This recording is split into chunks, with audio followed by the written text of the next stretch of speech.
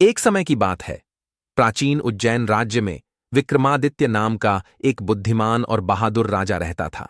वह अपने न्यायपूर्ण शासन और दयालु हृदय के लिए दूर दूर तक जाना जाता था। राज्य के लोग उसे बहुत प्यार करते थे। राजा विक्रमादित्य में समस्याओं को सुलझाने और जरूरतमंदों की मदद करने की विशेष प्रतिभा थी। एक बुद्धिमान राजा के रूप में उनकी प्रतिष्ठा के कारण कई लोग उनसे सलाह लेने आते थे। एक दिन जंगल में घूमते समय राजा विक्रमादित्य ने अजीबोगरीब आवाजें सुनी। यह हंसी और फुसफुसाहट का मिश्रण था। उत्सुकतावश वह आवाज का पीछा करते हुए एक ऊंचे पेड़ के पास पहुंचे, जहां उन्हें बेताल नाम का एक भूत उल्टा लटका हुआ मिला। बेताल कोई साधारण भूत नहीं था, वह चतुर था और पहेलियां बोलता था। स्वागत है राजा विक्रमादित्य, बेताल ने शरारती मुस्कान के साथ अभिवादन किया। मेरे पास सुनाने के लिए कहानियां हैं, क्या तुम उन्हें सुनने की हिम्मत रखते हो? राजा विक्रमादित्य, जो हमेशा चुनौतियों के लिए तैयार रहते थे, ने सिर हिलाया। मैं तैयार हूं, मुझे अपनी कहानी बताओ। बेताल ने अपनी कहानी शुरू की। बहुत पहले दूसरे राज्य में अर्जुन नाम का एक युवा राजकुमार था। वह बहादुर था और अपने लोगों से प्यार करता था।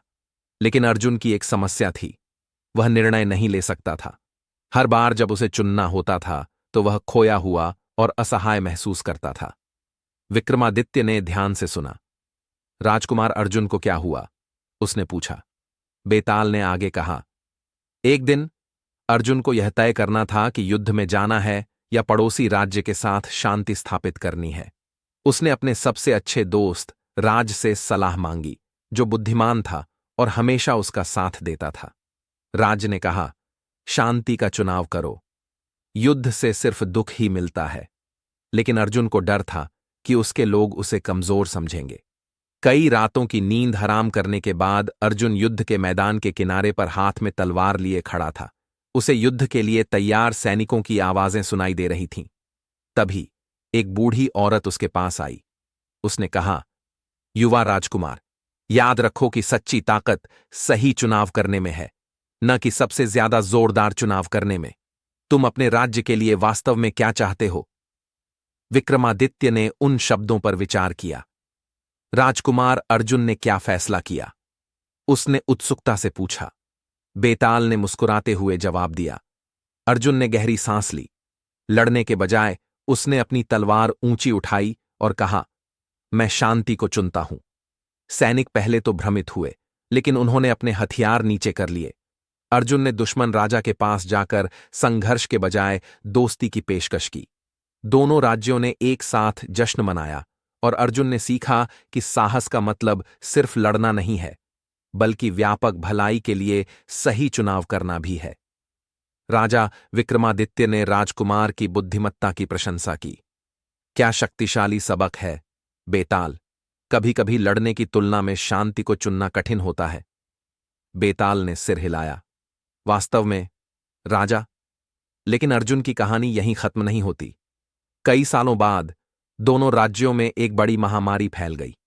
लोग पीड़ित थे और एक बार फिर अर्जुन को एक विकल्प चुनना था। क्या उसे एक और चुनौती का सामना करना पड़ा? विक्रमादित्य ने और अधिक जानने के लिए उत्सुक होकर पूछा। हां, बेताल ने कहा। इस बार अर्जुन ने दोनों राज्यों के नेताओं को इकट्ठा किया। वे सभी भयभीत और असहाय थे। हमें अपने लोगों को बचाने के लिए क्या करना चाहिए? वे चिल्लाए। बेताल ने आगे कहा। अर्जुन ने रुककर बूढ़ी औरत की बातों पर विचार किया। उसने महसूस किया कि साथ मिलकर उनके पास ज्यादा ताकत है। इसलिए उसने एक योजना प्रस्तावित की। आइए हम अपने संसाधनों को साझा करें और अपने डॉक्टरों और चिकित्सकों को एकजुट करें। साथ मिलकर हम इस महामारी को हरा सकते हैं। उसकी आवाज स्थिर और आशा से भरी हुई थी। विक्रमादित्य मोहित हो गया। नेताओं ने क्या जवाब दिया? पहले तो वे हिचकिचा रहे थे, लेकिन अर्जुन दृढ़ निश्चयी था। उसने कहा, अगर हम अभी एक साथ नहीं आए तो हम वह सब कुछ खो देंगे जो हमें प्रिय है। धीरे धीरे वे सहमत होने लगे। उन्होंने अपनी दवाइयां, भोजन और ज्ञान एकत्र किया। दोनों राज्यों के चिकित्सकों ने मिलकर काम किया और जल्द ही महामारी नियंत्रण में आ गई। विक्रमादित्य को प्रेरणा का एक झोंका महसूस हुआ। यह तो कमाल की बात है बेताल। तो एकता के जरिए अर्जुन ने दोनों राज्यों को बचा लिया। बेताल मुस्कुराया। हां राजा। लोगों ने अर्जुन की बुद्धिमत्ता का जश्न मनाया और उसने उन्हें सिखाया कि एकता में ही ताकत है। इस सबक ने राज्यों को कई सालों तक फलने फूलने दिया। क्या राजकुमार अर्जुन ने कभी गलतियां की? विक्रमादित्य ने उत्सुकता से पूछा। बेशक, बेताल ने जवाब दिया। एक सर्दियों के दौरान उसने अपने लोगों की पीड़ा को अनदेखा करते हुए अपने लिए एक भव्य महल बनाने का फैसला किया जो ठंड और भूखे थे। लोग नाराज हो गए। उन्हें लगा कि अर्जुन उन्हें भूल गया है। उसने क्या किया? विक्रमादित्य ने पूछा। जब अर्जुन को उनके दर्द का पता चला तो उसे शर्मिंदगी महसूस हुई। उसने तुरंत एक सभा बुलाई। मैं आपकी जरूरतों को अनदेखा कर रहा था, उसने कबूल किया। अब से मैं सबसे पहले आपकी सेवा करूंगा। उसने महल के कीमती गहने बेच दिए और पैसे से घर बनवाए और अपने लोगों के लिए भोजन उपलब्ध कराया। विक्रमादित्य गर्मजोशी से मुस्कुराए। देखा, उसने अपनी गलतियों से सीखा और एक बेहतर राजा बन गया। बेताल ने सिर हिलाया।